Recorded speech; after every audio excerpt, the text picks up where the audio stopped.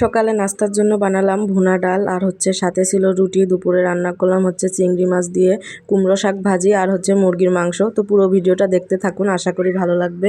Hello everyone, আসসালামু আলাইকুম। কেমন আছেন সবাই? আমরা তো খুব ভালো আছি। তো সকাল সকাল চলে আসলাম নাস্তা বানানোর জন্য। তো এখনও কেউ ঘুম থেকে উঠে নাই।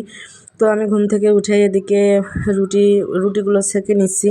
তো বাড়িতে যাওয়ার জন্য কিন্তু অনেকগুলো রুটি বানিয়েছিলাম। তো ভাবছিলাম যে ইফতার করতে হবে, আবার সিহরি খেতে হবে, তো এই জন্য অনেকগুলো রুটি বানিয়েছিলাম। তো তারপরে কিছুটা হালকা করে সেঁকে আমি ফ্রিজে রেখে গেছিলাম রুটি বক্সে করে। তো সেই রুটিগুলো আজকে সেঁকে নিচ্ছি। আর এদিকে এই তো ডালটা হাতে মেখে ভুনা করব। তো এদিকে রুটি ছেঁকা হয়ে গেছে, এবার ডালটাও বসিয়ে দিলাম চুলায়। তো ডালটা হয়ে গেলে তারপরে সকালের নাস্তাটা করে নিব। আর এদিকে আজকে থেকে তো মেয়ের মাদ্রাসাও শুরু, আর আপনাদের ভাইয়ার অফিসও আজকে থেকে শুরু। আজকে বাড়ি থেকে আসার পরের দিনের ভিডিও এটা। তো এদিকে আপনাদের ভাইয়া অফিসে যাবে। তো এখন আমরা দুজন একসাথে নাস্তা করে নিচ্ছি। আর মেয়ে এখনও ঘুম থেকে ওঠে নাই।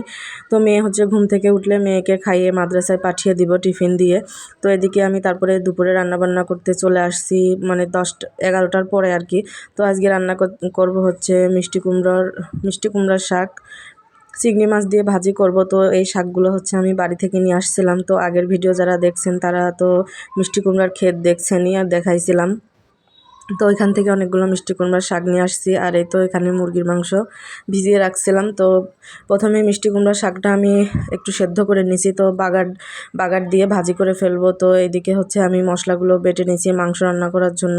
তো এই তো মিষ্টি কুমড়ার শাক সেদ্ধ হয়ে গেছে। তো এবার মিষ্টি কুমড়ার শাকটা দিয়ে দিব। তো মিষ্টি কুমড়ার শাকটা ভাজা হয়ে গেলে তারপরে মুরগির মাংসটা রান্না করে নেব। এদিকে শাকটা ভেজে আমি মশলাটা ভেজে নিছি। তো বাটা মশলাটা ভেজে নিয়ে তারপরে এই তো সব কিছু এখানে দিয়ে দিছি, লবণ, হলুদ, মরিচের গুঁড়া, ধনিয়া গুঁড়া। তারপরে আমি সবসময় গরম মশলা বেটে তারপরে মাংস রান্না করি। এভাবে আমার কাছে খুবই ভালো লাগে, মানে মাংসের ঝোলটাও খেতে ভালো লাগে।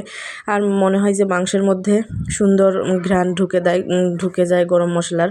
তো আজকে মাংস রান্না কিন্তু প্রচুর ঝাল হয়েছিল, মানে বাড়িতে যে কয়দিন ছিলাম সেরকমভাবে কিন্তু রান্নাবান্না করি নাই, ওই একটু কাটাকুটি করে দিছি, শাশুড়ি রান্না করছে।